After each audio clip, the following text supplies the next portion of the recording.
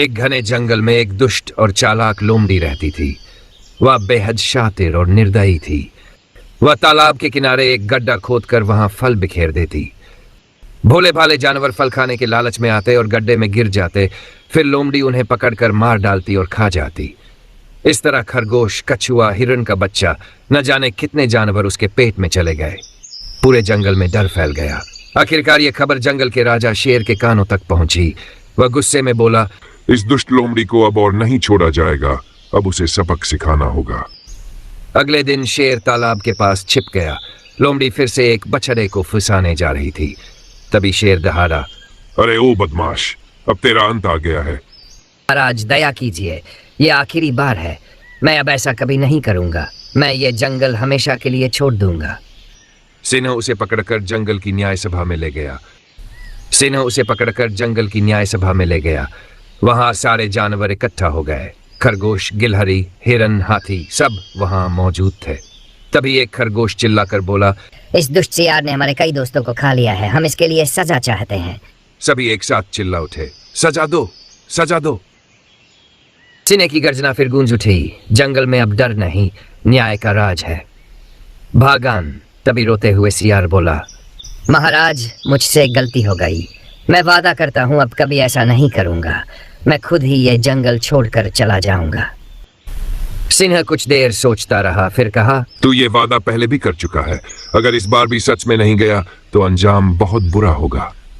सियार, जिसका नाम था सोहेल, शर्म से सिर झुकाकर जंगल छोड़ने चला गया। सारे जानवर राहत की सांस लेते हैं। खरगोश, हिरन, गिलहरी सब खुशी से चिल्लाते हैं, जय हो राजा सिंह की, जंगल बच गया। लेकिन कोई नहीं जानता था सोहेल सियार के मन में क्या चल रहा था।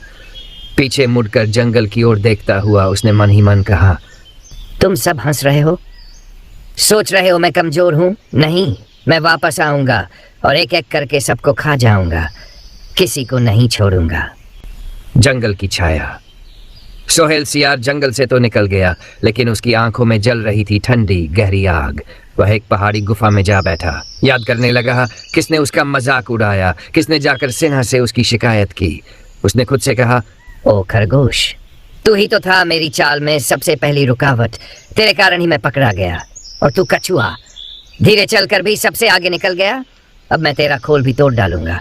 हिरन, गिलहरी, तुम सबकी हंसी मेरे कानों में गूंज रही है। उसकी पूंछ धीरे धीरे हिल रही थी। हर हरकत एक नए बदले की योजना।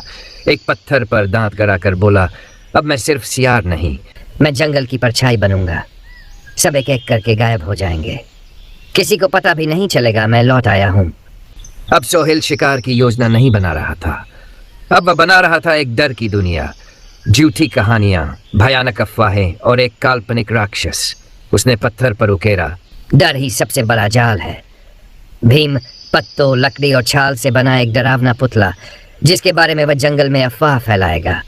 भीम आया है जंगल में, चांदनी रात में आता है और जो उसका नाम सोचता है वो गायब हो जाता है। भाग 3, पहली शिकार। रात को जंगल में अफवाह फैल गई। भीम आ गया है, लाल आंखें, लंबे दांत और आग जैसी सांस। खरगोश कांपने लगा।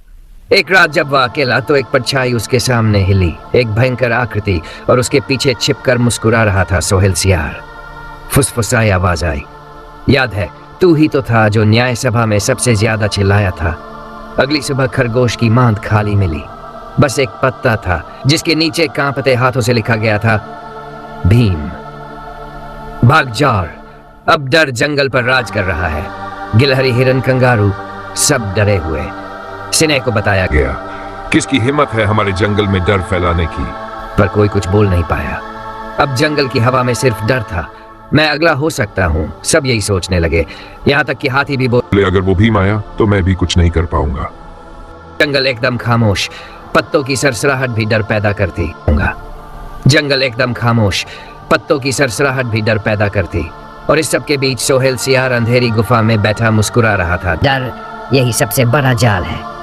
अब सब एक एक करके गायब होंगे। भाग पाए दूसरा निशाना, कछुआ। लेकिन एक आवाज उठती है, मुझे डर नहीं लगता, ये सब चाल है, मैं यूं डर कर नहीं रह सकता। वह था कछुआ, लेकिन साहसी। वही कछुआ जिसने न्याय सभा में सबसे पहले सियार के खिलाफ गवाही दी थी। अब वह सबको एकजुट करने निकला।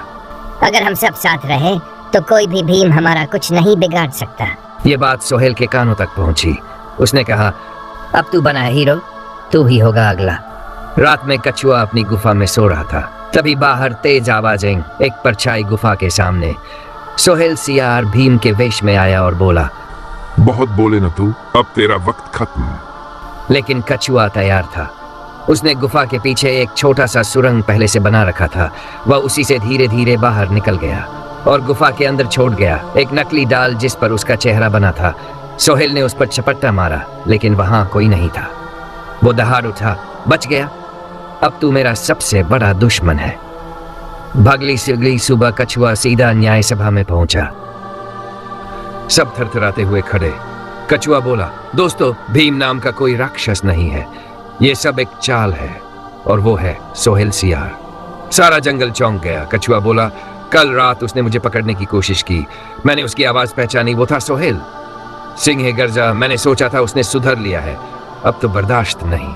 सब जानवर चिल्ला उठे, शास्ति दो, सजा दो, न्याय की जीत। सब जानवर बाघ, भालू, भैंस, गिलहरी सिनी के साथ निकल पड़े। थोड़ी गई, भीतर बैठा था कपटी सियार। वह चिल्लाया, मैंने कुछ नहीं किया, मैं भीम नहीं हूँ। कछुआ बोला, तेरी आवाज मैं भूल नहीं सकता, तू ही है वो।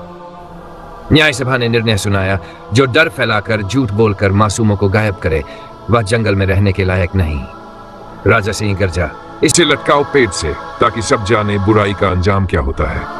सोहेल को रस्सी से पेड़ से बांध दिया गया। उसने अंतिम बार फुसफुसाकर कहा, मैं फिर आऊंगा। और उसके खेल का अंत हो गया। नीचे खड़े जानवर अब डरते नहीं। अब उनकी आंखों में है सच और न्याय।